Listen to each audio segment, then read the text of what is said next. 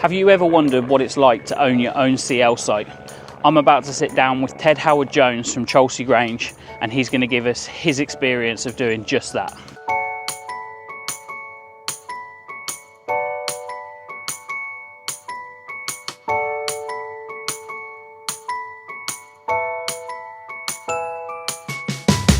Okay, so firstly, if you can introduce yourself and tell us what you do. Sure, I'm Ted Howard-Jones, and I run a farm here in the Chilterns, about 200 acres, and we have a CL site called Cholsey Grange, which is a caravan and motorhome club certificated location. Which is a very nice site, I have to say, having stayed on it for the last 3 nights. So what made you start running a CL site? Well, about 10 years ago, we were trying to wonder how to make any money out of farming. If you've watched Clarkson's Farm, you'll realise how important that is. And we were looking to diversify, so we stumbled across the Caravan Club, I guess, and we started literally with a tap in the corner, no electric, just a grass site with a chemical waste disposal point and insurance, and that's all you need to start with a CL. We carried on with that for about 2 or 3 years, and a lot of customers said, oh, wouldn't it be nice if you had electric? So we eventually dug deep and spent about £5,000 putting an electric supply in, and we were still grass at that stage. And that meant that we were a grass site, so that meant we closed in the winter, although we're on chalk, and then the horses grazed the field, which was fine. But then we realised, probably after 3 or 4 years of it getting steadily busier, that it would make sense to put in fully serviced hard-standing pitches, which we did about 3 years ago. And we haven't really looked back since, because it's greatly increased our occupancy. Customers are really, really happy. And it's the sort of all singing, all dancing, except we don't have toilets and showers. So, yeah. Okay, so just talking about pros and cons, and start first with cons, because from a guest point of view, it doesn't seem like there is many. But obviously, I haven't seen you going around and mowing the lawn and stuff and keeping on top of anything. What are the cons of owning a CL site? I think there are very few cons, to be honest. From my perspective, anyway, I think we've worked hard at organising it well, both for the guests and for ourselves, and it kind of fits into the way we work, and so forth. So, we encourage families to come here. We encourage people with dogs because there's lovely walking. In terms of cons, you're always bound to upset somebody. That's life. It's not going to work for everybody. But it's great to share our family farm and our environment with lots of people. Yeah. So that's how I was going to lead on to the pros. Actually, is are there any pros to sort of sharing your land, your space with other people and people that you've never met before? Sure. I mean, obviously, number one for me, I'm a businessman, is income. I mean, this is an important part of our diversification, and it is a good income stream.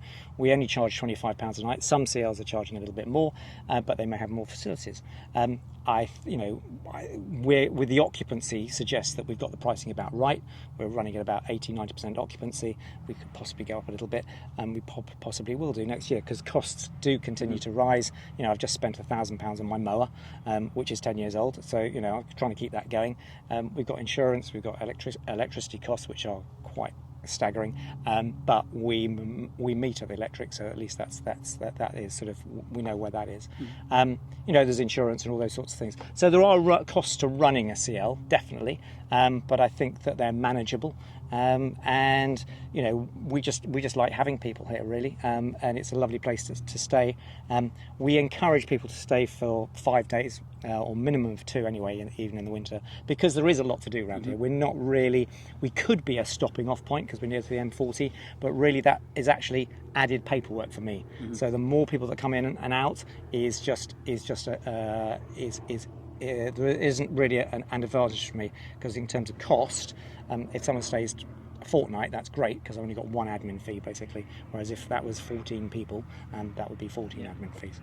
So then, tell us about the area. So tell us about your land, what you've got here, and there's various walks which you can find on your website, and I know obviously when people arrive you give them documentation of that, but also in the local area, what can people do here? We're blessed. We're in the middle of the Chilterns, which is a fantastic area of outstanding natural beauty, or natural landscape, I think it's now called. So akin to the Cotswolds, if you like. Lovely, pretty villages. We're right next door to the village of Turville, which was very famous from Chitty Bang Bang and Vicar of Dibley and so forth, and is regularly filmed. Next door to that is Hambledon, which has currently got a film being shot on it. So there's lots of lovely little quaint villages with lovely pubs. Fantastic walking and cycling if you're a keen cyclist and you like hills. We are a very hilly part of the clue is in the name, the Chiltern Hills. Yep. So don't expect flat walking or flat cycling, but if you like a nice environment, it's a great place to go out and walk or cycle, or just to watch the wildlife. There's a lot. I was going to say there's a lot of that around.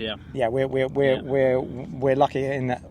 Lots of red kites to watch from your van. If you don't see a red kite, I will give you your money back, and I've never had to, so I'm confident with it. There's one that lives up in that tree. I've seen in there every day. There are there are lots of deer to look at, and then all sorts of other lovely wildlife and fauna and flora. So yeah. And the horses. Obviously they sort of have come and gone in the time that we're here, but having the horses around in the field is nice to. Yeah, we run a horse riding business, horse holiday business alongside it. It doesn't sort of impact the CL, but they are there, and so forth. And we've grown up with horses, and it's another part of our diversification. Yeah. Okay, all right. Well, thank you very much for your time. Thanks for giving us an insight into what it's like owning a CL site. It's it's definitely something that we've kind of thought that we might like to do in the future, but it's having a place like this. Obviously, the main attraction is opening your blinds and looking out at the views. You don't really need much else, I think. You spoke about sort of toilets and facilities and stuff, but I think particularly with the CL site, before you arrive what to expect, and for the price of £25 a night, I know you have a cap of 10 units, but this time of year I know that we're not using 10 units, so it's not something we have to sort of think about or worry about sort of saving energy, but £25 a night to wake up to views like this and have all the things that are available on the doorstep is really good. We're very lucky, and we're very pleased that you've come to visit us, and hopefully you'll come back. We'll be back. We'll definitely be back. All right, thank you very much. Cheers. We hope you enjoyed that little insight into being a CL site owner. If you've got yourself some land with beautiful views like this, then maybe you could be a CL site owner of the future.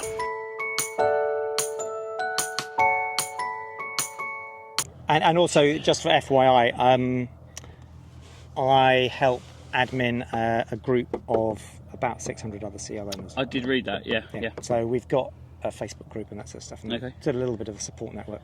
Okay. You can try. Yeah. So, in other words, if someone is starting a CL, they're not kind of on their own. Yeah. Because that's why I was when I started. That's why I started it. So, Yeah.